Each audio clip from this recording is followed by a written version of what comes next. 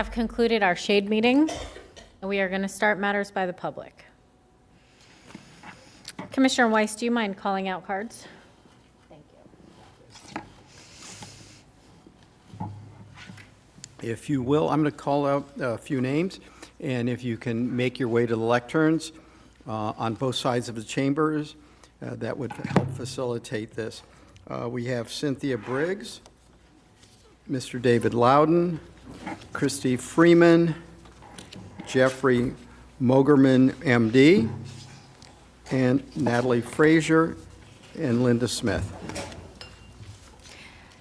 Good afternoon, sir. Please state your name for the record. That's okay. You can go. It's David London, London. Oh, sorry. Okay. Before I New glasses. this wasn't. I had something else to say before I get into what I came here for. I use public transit. I was waiting for the bus, 44 bus on Belvedere and Haverhill. I got blasted by a big dump truck or garbage truck with the pollution at ground level.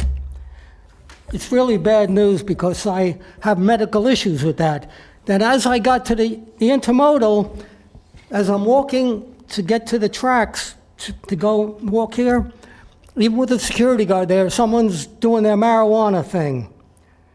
And I'm just listening to someone, a national radio talk show host, who got on a first-class plane, and he's sitting next to someone who's reeking with marijuana smoke. So, anyway, someone on the pollution thing, back 50 years ago, I spoke to a man in Pennsylvania who invented a car that ran on compressed air. He eventually, in the 70s, sold it to the Army. We don't have anything such like that. It's not in Donald Trump's agenda, it's not in Joe Biden's agenda, and not in anyone's agenda where you can just use compressed air. All kinds of patents on that. I've met people. Anyway, so what I was here mainly for, Google had a contest about 20 years ago called the Google 10 to 100 contest. CNN announced it. You can go online and find it. The 5 top winners of the contest were going to get $2 million through a sponsoring institution. Well, that eventually did happen like 18 months later. They changed it a little. They changed the rules of the contest. I entered. I had 2 entries. You can't find any of they got about 150,000 entries. You cannot find any of those entries. I wrote Google originally. I either email, so on. I even had contact with someone more recently who indirectly acknowledged my letter. So here you're using Google. Most of you use Google in the library, whatever. Now you're looking for all kinds of information, but you can't find that. Try to find it. Go on, look at Google 10 to 100. CNN, that'll still be up there. So what I'm suggesting to you, and I have my 2 proposals. It takes about a page and a half. It's about 10 questions. Do something to go after Google. Don't use Google. Do something where you can demand access to all of those ideas. They might be worth looking at. You know, all those 150,000 ideas, including mine. Thank you. Thank you, sir. Please state your name for the record. Hi, I am Christy Freeman, and I'm a resident of Boynton Beach. I am here to ask to protect Nichols Forest, also known as the Boynton Beach Forest. As many of us know, a lyric from a song, they paved paradise and put up a parking lot. For decades, that song reminds us how easy it is to lose something precious and impossible to replace it. We stand at a crossroads. Once this forest is gone, it's gone forever. In 1961, this property was conveyed to the city of Boynton Beach for $1, used for public purpose.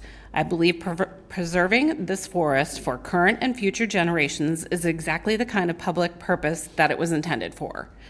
We're not talking about an empty lot. We're talking about one of the last remaining natural forested areas in our community.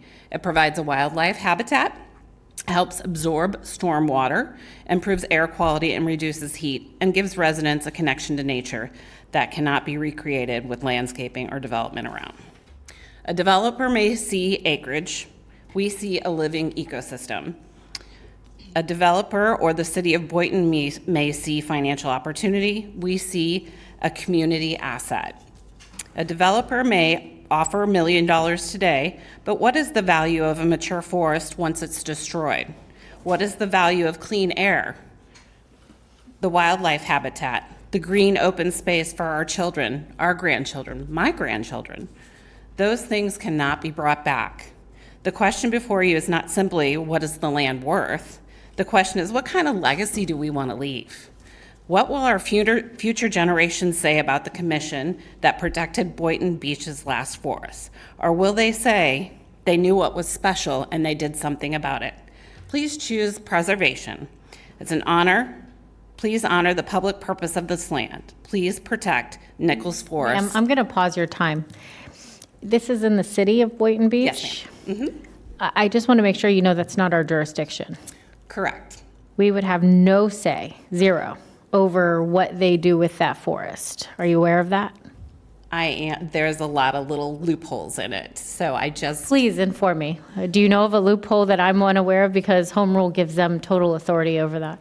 Well, from my understanding, Boynton Beach and the city commissioners, the gentleman has bought the land and trying to go forward with building. First it was homes, now it's townhomes. But that's what I'm saying. If it's in the city of Boynton Beach, the county commission has nothing to do with it and no say over what can be sold, can't be sold, and we have no say over what can or can't be built there. We are only over unincorporated Palm Beach County. Okay, thank you very much for your time. Thank you. Commissioner Weiss, you may. Yeah, thank you. I think, Ms. Freeman, I think so there was this came up probably about a year and a half ago. There are some restrictions on the land that was transferred from Palm Beach County to the city. However, there's a portion of the land that was sold to somebody privately and then eventually transferred to the housing authority, and they sold their portion of the land. And there is no restrictions on that property. On the property that the county transferred to the city of Boynton Beach, there are restrictions, and you all should review those. Thank you. Please state your name for the record. Hello, my name is Natalie Frazier, and I'm a resident of Palm Beach County. I live in Arden, and of course I'm here to oppose Project Tango. Please vote no. There's several reasons why you should vote no. First of all, I know that the governor is signing something on July 1st, and the zoning meeting is July 2nd. Part of that is that the local governments maintain authority to reject data center development in their communities, so you guys have the authority and the power to do that. Some of the things that I wanted to bring up today is that a resident and I have been trying to get public records since February of 2026, since the town hall. And the first thing that we did get was about Project Freya, which has nothing to do with Project Tango. And then we had to escalate it up to the the Attorney General's office to get a response. So we recently have received a cloud link, which we're going to go through. But with only 43 days left for the vote, that doesn't give us enough time to be able to do our own studies, to find out information, or, as many things aren't disclosed. So we're still asking that you still vote no. And then also, we don't have a fire station. We don't know how to combat a fire if there was one. As everybody does know, there is a elementary school 1,200 feet from this proposed data center, and now supposedly another data center, or these data centers that will be proposed. And every child pretty much that goes to those schools lives in the community. So they'll go to school and they'll come home and they won't have a break from the noise, the pollution, all of the things that come with a hyper AI data center. There's also the fact that this is improper zoning, right? Arden's already built, the school's already built. Why were those approved if this was already approved? They're obviously trying to make changes for something new. So we're asking that you don't allow it to be built until there's better things put in place. We're not against, data centers. We're just against it being so close to our homes. We're against not having the right information. We're against not being protected. Our water, it's just like a pancake level over and over. There's so many issues. So we continue to ask that you vote no. So you still have the power to deny the application. I came to the last meeting here, and I sat here and I watched all of you ask very, very good questions about the speed cameras, and I really appreciate your questions, Mr. Weiss. And you were you asked a lot of great questions, and I think you, Mr. Flores, as well. I hope that you're asking those questions about Project Tango. I hope that you're looking into it. I hope that you're putting our shoes on and realizing that this is not something anyone who lives that close would ever want next to their homes. So thank you all for your time. Good afternoon. Please state your name for the record. Cynthia Briggs, and I am a resident of Arden. We must ask ourselves, is this what progress looks like? Gen AI-enabled scams rose 456% between May of 2024 and April 2025. Scammers now have AI that writes perfect phishing emails, clones voices in 3 seconds, creates deep fake video calls, and runs automated romance scams at scale. Global scam losses hit $1 trillion in 2024. AI poses multiple risks to children, including exposure to harmful content, online exploitation, emotional manipulation, educational setbacks, and AI chatbots providing detailed suicide instructions to our children. But now there's an even bigger threat. There are currently 5,426 data centers in the US. It has taken us 250 years to build our beautiful country. It has taken AI 1 year to cause approximately $25 billion in environmental destruction, as reported by the National Bureau of Economic Research. Experts are warning us to stop this takeover, but we are both ignorant and stupid. We are not listening.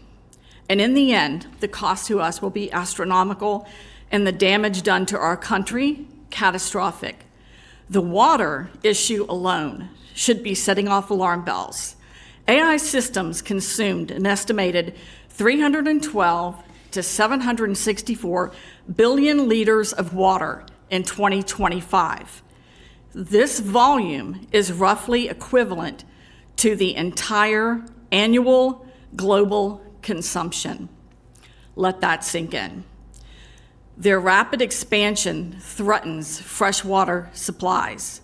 Only 3% of Earth's water is freshwater, and only 0.5% of all water is accessible and safe for human consumption. Fresh water is critical for survival. On average, a human being can live without water for only 3 days. Increasing drought and water shortages are reducing water availability. Meanwhile, data center developers are increasingly tapping into surface and underground aquifers to cool their facilities. Clearly, they don't care if we run out of water. Recently, a tech company approached a Seminole tribal nation in Oklahoma to build a data center. They chose to ban the construction of the data center and maintain environmental protection and sovereignty, arguing that once resources like water are depleted or damaged, the impacts can be irreversible. Ma'am, your time is up, so if you could wrap it up real quick. In Ohio, Governor Mark DeWine has pivoted and paused the state's data center tax breaks. In 2025, they said they would lose 1.6 million. Instead, they lost 1.6 billion. Tell these developers they cannot have our state.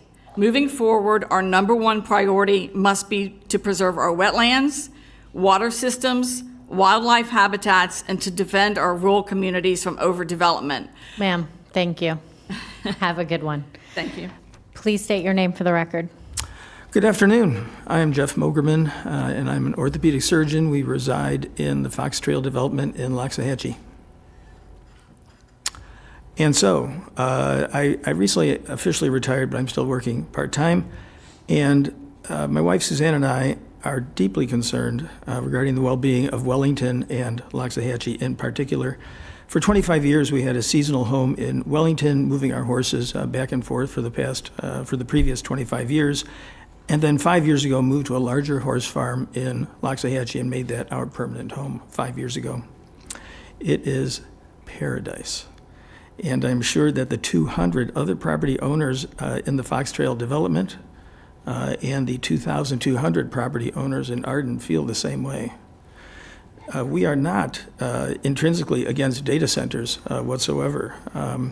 Our problem is that we have not heard sufficient due diligence to make an informed decision, particularly at its planned location. So far, we've heard positive comments only from people who have a financial interest in developing the data centers.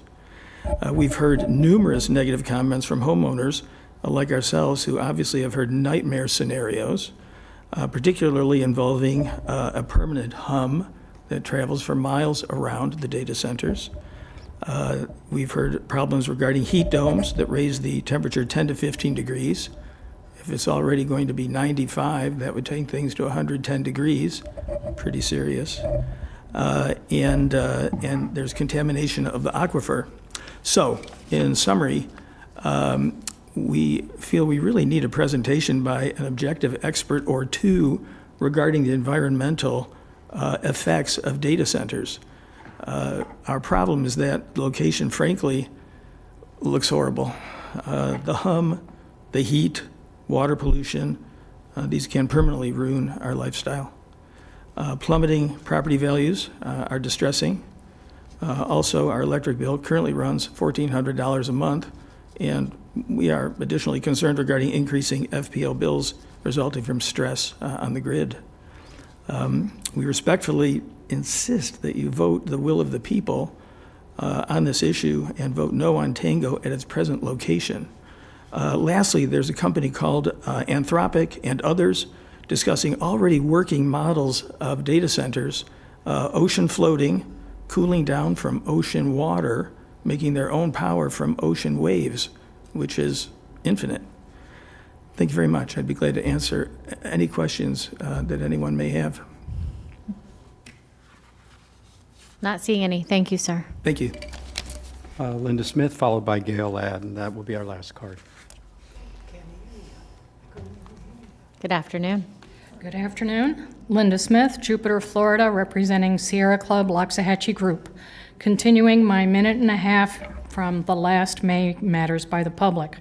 Cutting matters because others take too much time is ingenuous to the public that makes the effort to attend. We support the Nicholas Forest. So I want to continue from last month to encourage you to extend recycling to the 55% of the residents that live in multifamily housing and commercial properties. Continue and expand education of residents and even staff. I continue to pull recyclables out of the waste bins on this floor. It's ridiculous. Consider pay as you throw. I polled residents on my street, and they do not need the huge bins that you have provided. They already make less trash than many folks. Why? Because of awareness, caring, and access to recycling. AI hyper data centers. Again, I ask you to direct staff to develop zoning guardrails to protect the health, safety of all of your residents. Hyper data centers are obviously heavy industrial uses. Until that task is completed, pass a moratorium of all hyper data centers. Don't wait for July and wring your hands and claim there is nothing you can do. Please think outside of the box and address the issue now. And finally, funding and Tri-Rail. Tri-Rail is obviously critical to the health and safety of your constituents, reducing traffic, air pollution, and accidents. We need to develop transit hubs with affordable housing at all stops, not just Mangonia Park, as I discussed with you years ago. Again, you claim your hands are tied. Who is tying your hands? Your lack of vision, commitment, and thinking outside of the box. Yes, it will take time, but start now. If there is a site along the Tri-Rail route where workforce housing and commercial development should be, add a stop. Workforce housing and commercial development belongs along transportation infrastructure facilities, not in the ag reserve. Agriculture belongs in the ag reserve. Duh. So thank you, commissioners.